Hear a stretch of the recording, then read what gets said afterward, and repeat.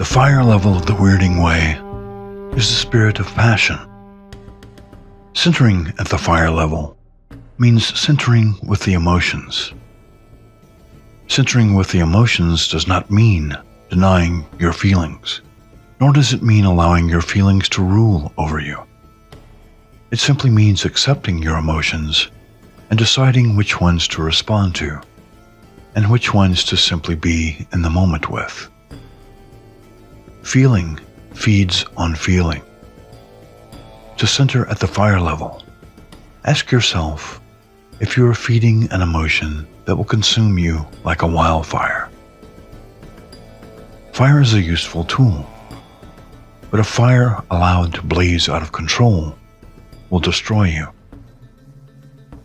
The key to centering at the fire level is to stand as close to the fire as possible without throwing yourself into the flames. Centering means allowing yourself to experience your emotions, but not allowing yourself to be ruled by them. Centering at the fire level also means learning to set your intentions. All magic in the Wyrding Way is energy weaving. All energy weaving is the result of intent. All intent is the result of desire. All desire is the result of feelings and emotions.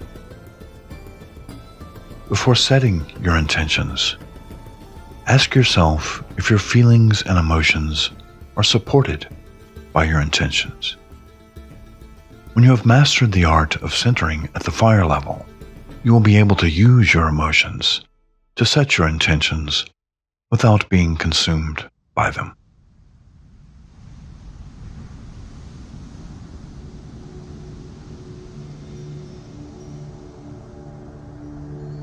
Trauma is expressed through the emotions. When we are victims of trauma, it is because our feelings and passions are out of balance and out of proportion with our lives. When out of balance in this way, it is because our passions are trying to save us from danger. Fighting, fleeing, and freezing are the products of emotional responses to a threatening situation. When trauma triggers our anger, fighting is the response. When trauma triggers our fear, fleeing is the response. When trauma triggers our sense of terror, freezing is the response. When caught in an emotional response to trauma at the fire level, the thinking part of the brain is no longer functioning. In such an instance, it is impossible to think your way out of the situation.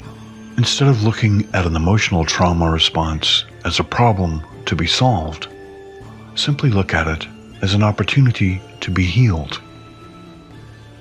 When faced with such a reaction, focus on taking 3 deep breaths while telling yourself to relax from head to toe.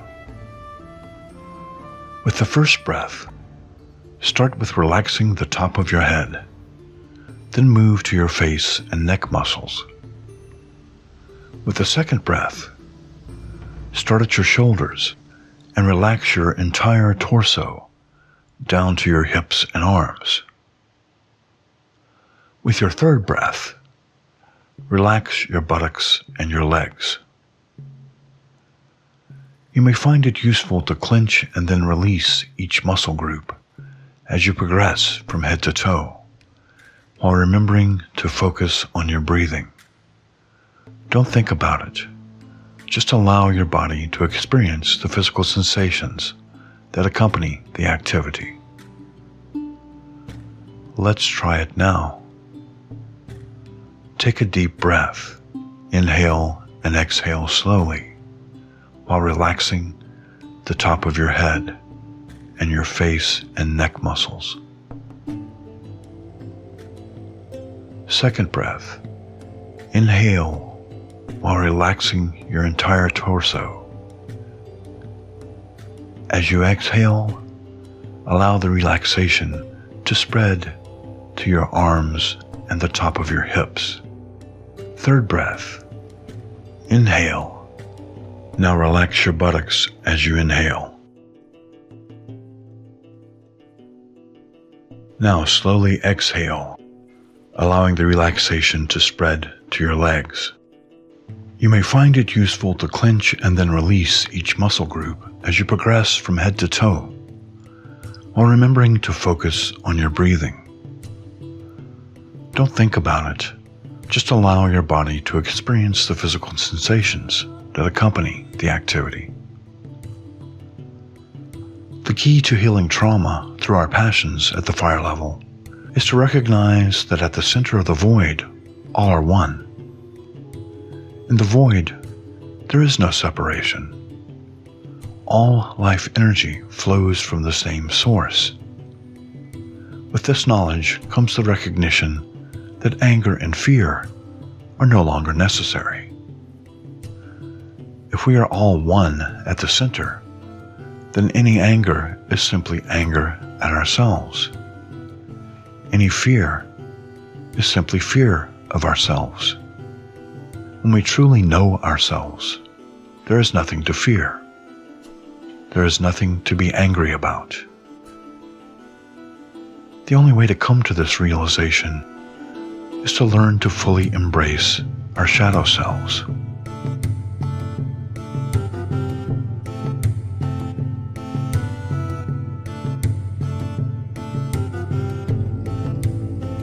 There are no good feelings or bad feelings. You feel what you feel. What may or may not be good or bad is the way we choose to react to our emotions and the passions we experience. For most of us, our culture has taught us that certain emotions are appropriate to express, while others must be denied and repressed.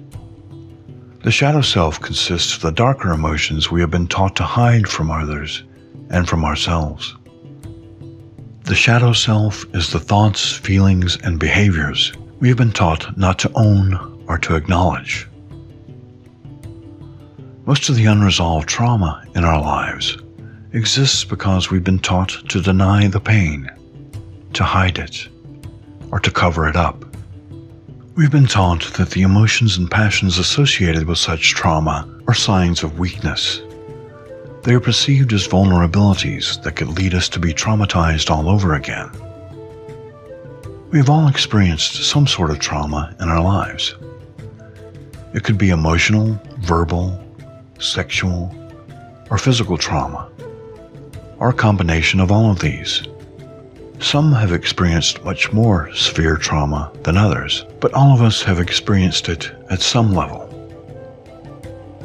If we deny having experienced any trauma, could it be that we are in a state of denial because the culture we live in has conditioned us to believe that acknowledging it would be admitting to being vulnerable in some way? At the fire level, shadow work involves admitting and embracing our own vulnerabilities. It means accepting our darker moods and passions, at least as deeply as we do our lighter ones. When we do so, we achieve unity with ourselves by integrating the shadow into the self. Without such self-unity, it is impossible to perceive the unity of all that lies at the center of the void. When we have achieved such self-unity, only then is it possible to come to the knowledge that all who live now, all who have lived in the past, and all who will ever live, are one and the same.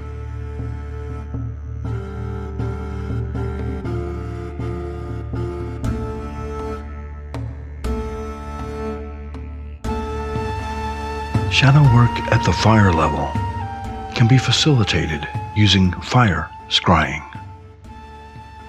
Scrying is the art of perceiving patterns in a visual stimulus. These patterns are then interpreted as messages or visions. Scrying is usually used for divination, but it can also be used to learn about our own inner states. The visual stimulus needed at the fire level of shadow work is, of course, a fire. To begin your fire scrying, first build a fire. If you don't have access to a fire pit, you may light a candle instead. If you have a drum or other musical instrument, focus your attention on the flames while drumming a rhythm or playing your instrument. If you don't have any musical instruments or musical talents, you may sing, chant, or recite a mantra instead. If nothing else, you can play some meditative music in the background as you conduct the exercise.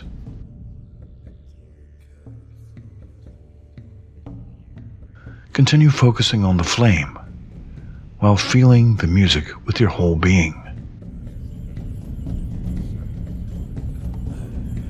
Let the rhythm sink down deep into the core of your being until you feel it is at your emotional core.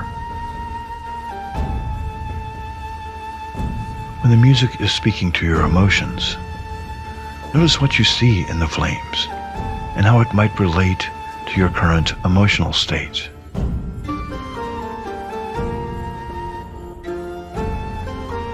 Observe these images for a moment, then allow yourself to go even deeper.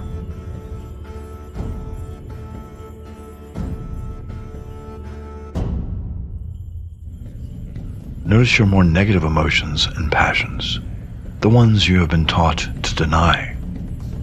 Welcome them with open arms as you continue to gaze into the flame.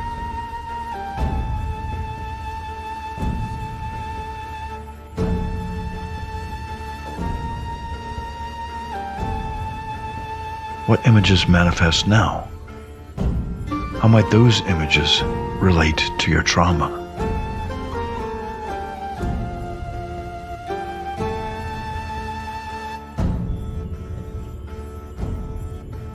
In the past, how have you expressed these emotions related to those images?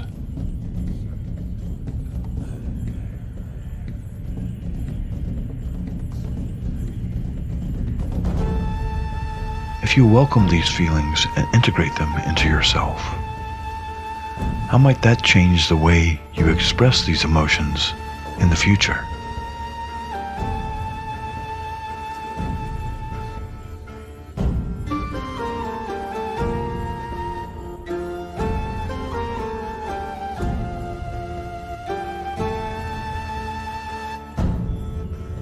Continue to use fire scrying whenever you feel your shadow is out of balance with the rest of your being.